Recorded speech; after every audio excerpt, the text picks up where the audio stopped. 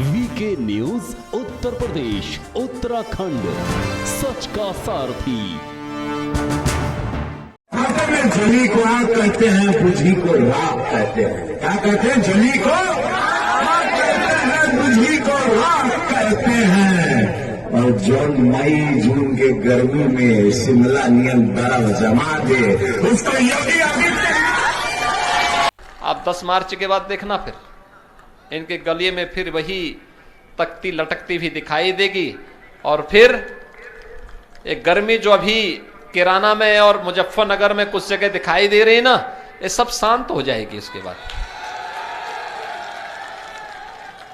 क्योंकि गर्मी कैसे शांत होगी, ये तो मैं मई और जून में भी इसको बहुत शिमला बना देता हूं। और इसलिए भाइयों बहनों, आज आपके बीच में मैं अपील करने के लिए आया हूं। ये 12 लेन का हाईवे मेरठ और दिल्ली के बीच जोड़ने का ये हाईवे, ये डबल इंजन की सरकार दे रही है।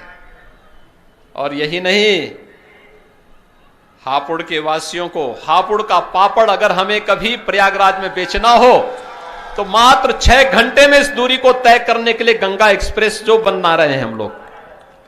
सुबह निकले यहां से 6 बजे, यहां से निकले मध्याह्न में 12 बजे प्रयागराज संगम में स्नान किया और फिर वहां से 2 बजे चले, रात्रि को 8 बजे अपने घर में हापुड़ में।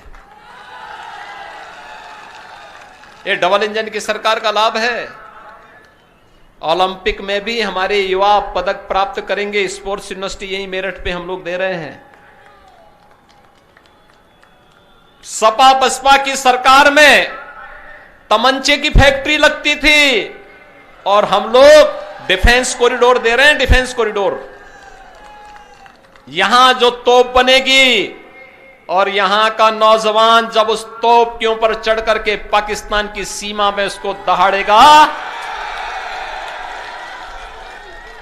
तो दुश्मन का काम तमाम हो जाएगा। भाइयों बहनों, सोच देख सकते हैं और इसी सोच को लेने के लिए, देने के लिए आज एक बार फिर मैं आपके पास आया हूं, आप सबसे अपील करने के लिए। कोरोना में हो सकता है चुनाव आयोग बड़ी रैली करने की अनुमति न दे। अपार उत्साह है। आज मैं प्रातःकाल बुलंदशहर में था, अलग अलग विधानसभा क्षेत्रों में था। क्या उत्साह है, क्या उमंग है।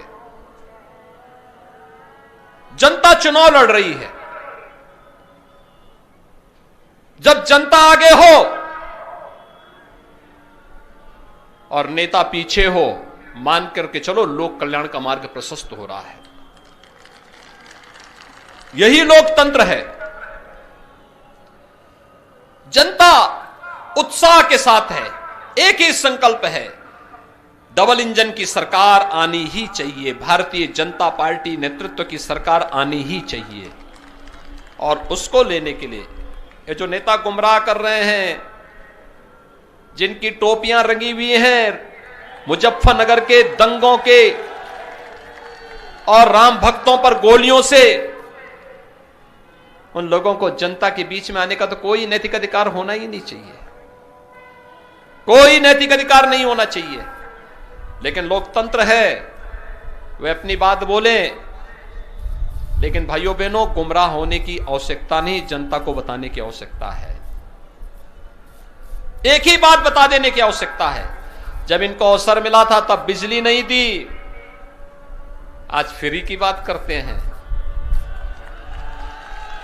तब तो दी नहीं, तब दंगा करवाते थे और अंधेरा इसलिए भी करवाते थे जिससे इनके गुंडे दंगा करा करके फिर आग लगा सके। यही तो करवाते थे। मुजफ्फरनगर का दंगा हो, कोसी कला का दंगा हो, मेरठ का उपद्रव हो, बुलंदशहर का उपद्रव हो, और इनको लगता है कि चुनाव में प्रत्याशी बना देंगे तो ये दंगाई सुरक्षित हो जाएंगे। अगर प्रदेश की जनता जनार्दन की सुरक्षा के साथ किसी ने खिलवाड़ किया तो ये वो भी जानता है कि डबल इंजन की सरकार इसको कोई भी स्वीकार नहीं करेगी। और भाइयों बहनों, आज आप सबको यही आश्वस्त करने के लिए मैं आया हूं। कोरोना के प्रोटोकॉल का हम पालन करेंगे। आज उत्तर प्रदेश 26 करोड़ वैक्सीन की डोज देने वाला देश का पहला राज्य होगा जो 26 करोड़ डोज वैक्सीन की दे चुका है। वैक्सीन कोरोना का कवच है। कितने लोगों ने वैक्सीन ली है? ये फ्री वैक्सीन सबको वैक्सीन है। कोरोना का सबसे बेहतर बचाव। जिन लोगों ने नहीं ली है अगले 2 दिन के अंदर वह वैक्सीन जरूर ले ले। ये फ्री है, सबके लिए है। वैक्सीन के बारे में जो बोलते थे कि वैक्सीन बीजेपी की वैक्सीन है, ये मोदी वैक्सीन है, उनसे बोलना चाहिए कि उत्तर प्रदेश में 99% से अधिक लोगों ने वैक्सीन ले ली। ये मान के चलिए कि ये बीजेपी वादी हो गए हैं 99% से अधिक लोग। तो यानी उनके जीवन के साथ ये लोग खिलवाड़ कर रहे थे। और किस नैतिकता के साथ आज उनके सामने आते हैं, जनता जनार्दन के पास आते हैं। और इसीलिए मेरी आप सबसे अपील है कि भाइयों बहनों, इन्होंने वैक्सीन के मामले में गुमराह करने का प्रयास किया। इन्होंने खाद्यान्न के मामले में गरीबों का अन्न हड़पने का काम किया।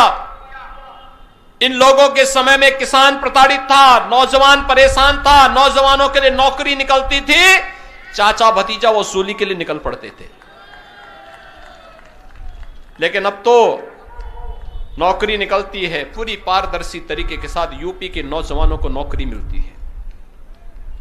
पुलिस की भर्ती, सेना की भर्ती, किसी भी भर्ती में उत्तर प्रदेश का नौजवान अग्रणी भूमिका के साथ आगे आता है। यह जो क्रम है यह निरंतर आगे बढ़ता रहे, चलता रहे। इस संकल्प के लिए आज हम सब आपके बीच आए हैं।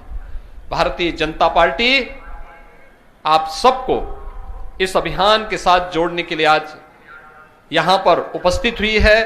मेरी आप सबसे अपील होगी, भारतीय जनता पार्टी ने श्री धर्मेश सिंह तोमर जी को अपना प्रत्याशी बनाया है।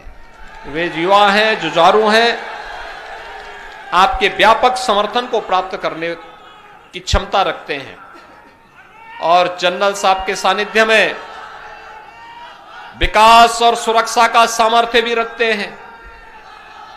देश का पहला 24/7 digital news channel VK news, राष्ट्र के नाम।